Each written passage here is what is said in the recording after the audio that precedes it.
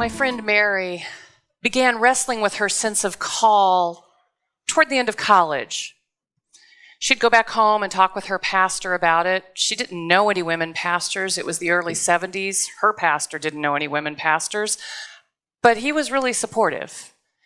Handed her a pamphlet for an organization called US2. It's a Methodist missionary arm where young adults are encouraged to spend 2 years here in the United States serving in the mission field, sometimes at universities, sometimes at nonprofits, sometimes with churches. He said, I think you should consider US2. But she went to grad school to study physical therapy instead, because there's lots of temptations to refuse the call. She was still in her first semester when she started feeling really uneasy, unhappy. Called her mom and dad to talk about it, and her mom said, you know, women can't be pastors. Lifelong Methodist in 1972, still mom said, nope, finish that physical therapy degree.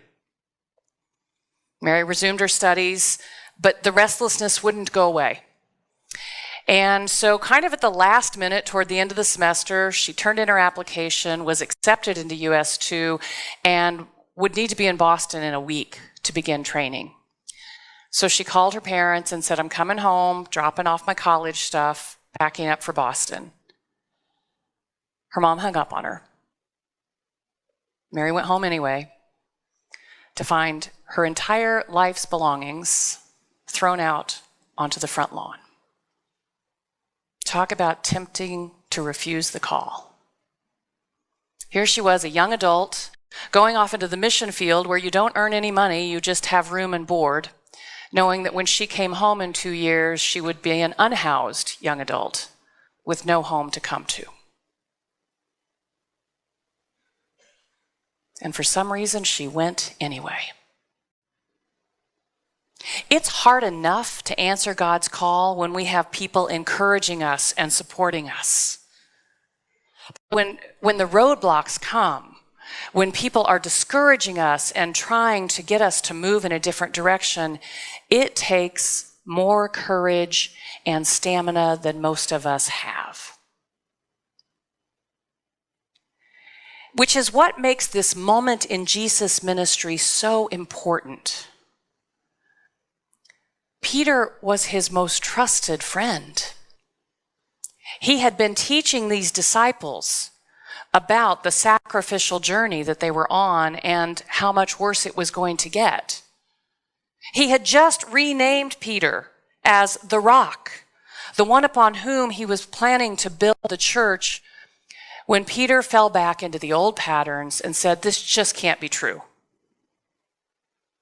All of a sudden, Peter once again wanted that dramatic, romantic hero to come and save Israel. You're the Messiah. Be the Messiah, would you? At that point, I think Peter would have liked to have handed Jesus a sword and say, let's take down the Romans. It was like the temptation started all over again, but it wasn't Satan this time. It was his best friend, his right hand, the one he knew he would have to depend on after his death. And Jesus stands up to it and says, get behind me. You are busy worrying about worldly, earthly things, and I'm here to talk about heavenly, godly things. Jesus was very clear that he had a higher call than just to save Israel from the Romans. And that call, he knew, was going to lead to his death. And yet he followed it anyway. And that is the journey he invites us on. When he says, if you would follow me, you've got to let me lead. In the traditional translation, this is where he says, take up your cross and follow me. But I love this paraphrase of the Message because it's just as hard for an American to let somebody else take the lead as it would have been for a Jewish person to take up a Roman cross on the way to their death. We like to be in the driver's seat. Even when I say, Jesus, take the wheel, it's after I've been driving for a very long time that it finally occurs to me, Guess I haven't let Jesus take the lead in a while. That's my temptation to refuse the call, is how often I like to take the lead. I think I've told you before that when I'm really going through a tough time, I like to lay all of my troubles down at Jesus' feet. And then I just pick them right back up again. Keep going. That's not letting Jesus take the lead. There are so many different ways that we are tempted to refuse the call. For me, it's whenever I like to be in control. Different for each and every one of us. For some people, it's whenever they think they don't know enough or they don't have enough ability or enough training. I can't tell you how many friends I know who still aren't ordained, but they have 5 degrees under their belt. Right? They just keep thinking they need not just that MDiv, but now they need a master in social work. And now they need a certification in leadership. And now they need a certification in Christian ed. And now I'm thinking about a DMin. And still, they are not yet ordained. That temptation because they think they don't know enough. They're not fully equipped. That's where I love that phrase when I start feeling that way. God doesn't call the equipped. God equips the called. I've seen it happen when somebody would say, I can't teach Sunday school. I don't know anything about teaching. And then a Sunday school teacher doesn't show up. They go down and they pick up that curriculum and they look at those bright shining faces and they realize, I can do this. Everything's written out right here. And my main job is to love these kids so that I reflect God's love. That's the training you need to teach Sunday school, is to be willing to love children so they know God's love. Megan, I'm sure you've had people who think they can't sing in the choir because they can't read music. They can't play handbells because they can't read music. And yet, guess what? Your music directors figure out a way to help you listen to the notes you need to learn. Not because you have a bachelor's degree in music, but because you like to sing, you have the voice for it, and then a music director equips you so you can sing. That's one temptation, is whenever we think we don't know enough or we can't do it. Then there's my temptation of I like to be in control. There are other temptations. Some people kind of like to pursue the power and popularity path. The Jesus path is never going to get us there. But it's tempting. Sometimes we're tempted because we're so busy and we just think, I can't make room for one more thing in my life. God, please, could you silence the chatter in my ear? I just don't want to do anything else. And then I'm thinking of how often even churches fill up our calendars with busy things that may or may not be impactful things. And how often as human beings we can do the same. That's another temptation to refuse the call. I had a friend tell me this week about being in a board meeting of the nonprofit where he works on the staff, and their program director was going through, we got to get the 2024 events calendar put together. And they're like many small organizations, still a little tired and burnt out from the pandemic. He's the newest hire, so he wasn't with them during the lockdown. But they're trying to refill up the whole calendar again. And they were kind of frustrated. They were like, yeah, it's going to be the same 40 to 50 donors that show up for all of these. Is it really worth it? It's so much work. We're all so tired. And so he said, because he's the new kid on the block, well, why don't we look at it event by event and figure out what the purpose of the event is, and then we can prioritize. And they all looked around and went, that's a really good idea. Okay, next item on the agenda. Literally moved on without stopping to think, are we busy for busyness' sake, or are we fulfilling our purpose? Are these events fulfilling the purpose of this organization that we serve? The temptation comes in so many different ways. It's not always Satan telling you, hey, throw yourself off the top of a roof. It's most often the little things, the routines. And it's not just individuals. As I've mentioned, it's churches. Churches have a funny way of resisting God's call, which seems a little silly since that's our whole purpose for existence. But we too can fill up a calendar for a year's worth of events that don't help us serve God. We can fill up our days with activities that don't draw us closer to God or bring more love to the world. Or there's also the temptation of being afraid. What if we don't get enough new people? We better just focus on getting new people. Oh, when churches go down that road, we have refused the call.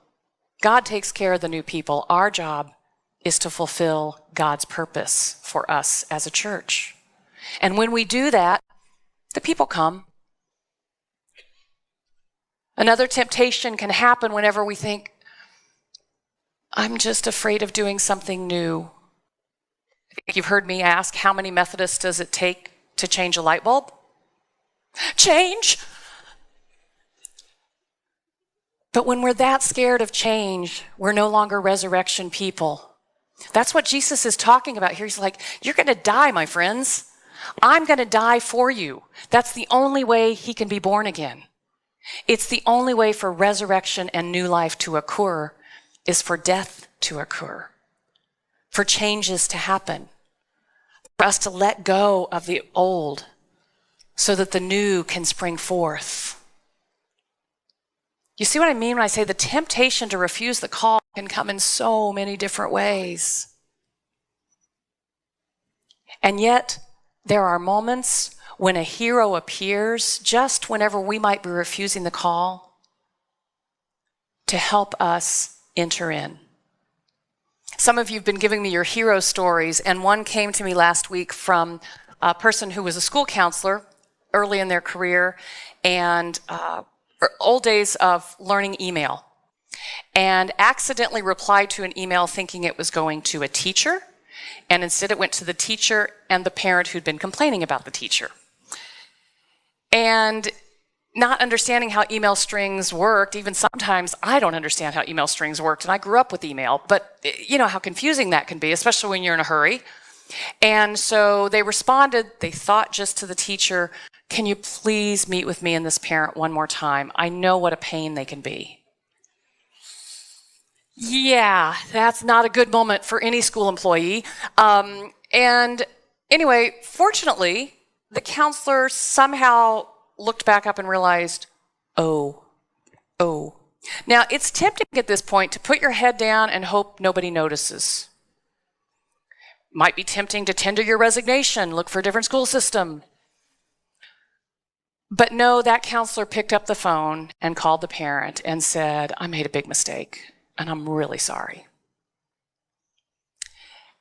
And the reason the counselor told me this story was not because they think of themselves as the hero, but because, and I've got to pull out the words because when I got the email, they were so great. The parent said, well, it gave me pause when I saw your response.